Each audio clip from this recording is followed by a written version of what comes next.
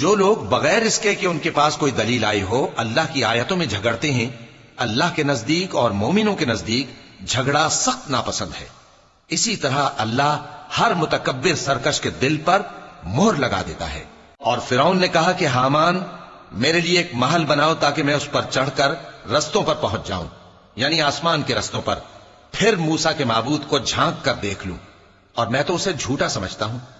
اور اسی طرح فرعون کو اس کے اعمال بد اچھے معلوم ہوتے تھے اور وہ رستے سے روک دیا گیا تھا، اور فرعون کی تدبیر تو بیکار تھی۔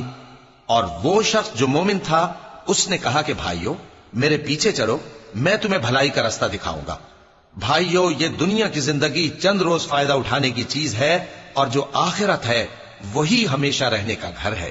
جو برے کام کرے گا اس کو بدلہ بھی ویسا ہی ملے گا، اور جو نیک کام کرے گا مرد ہو یا عورت جبکہ وہ صاحب ایمان بھی ہو تو ایسے لوگ بہشت میں داخل ہوں گے، وہاں ان کو بے حساب رزق ملے گا۔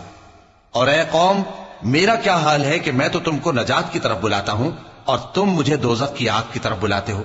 تم مجھے اس لیے بلاتے ہو کہ اللہ کے ساتھ کفر کروں اور اس چیز کو اس کا شریک مقرر کروں جس کا مجھے کچھ بھی علم نہیں، اور میں تم کو عزت و اقتدار والے بخشنے والے معبود کی طرف بلاتا ہوں۔ سچ تو یہ ہے کہ جس چیز کی طرف تم مجھے بلاتے ہو اس کو دنیا اور آخرت میں بلانے کا کوئی فائدہ نہیں، اور ہم کو اللہ کی طرف لوٹنا ہے، اور حد سے نکل جانے والے ہی دوزخی ہیں۔ جو بات میں تم سے کہتا ہوں تم اسے آگے چل کر یاد کرو گے، اور میں اپنا معاملہ اللہ کے سپرد کرتا ہوں، بے شک اللہ بندوں کو دیکھنے والا ہے۔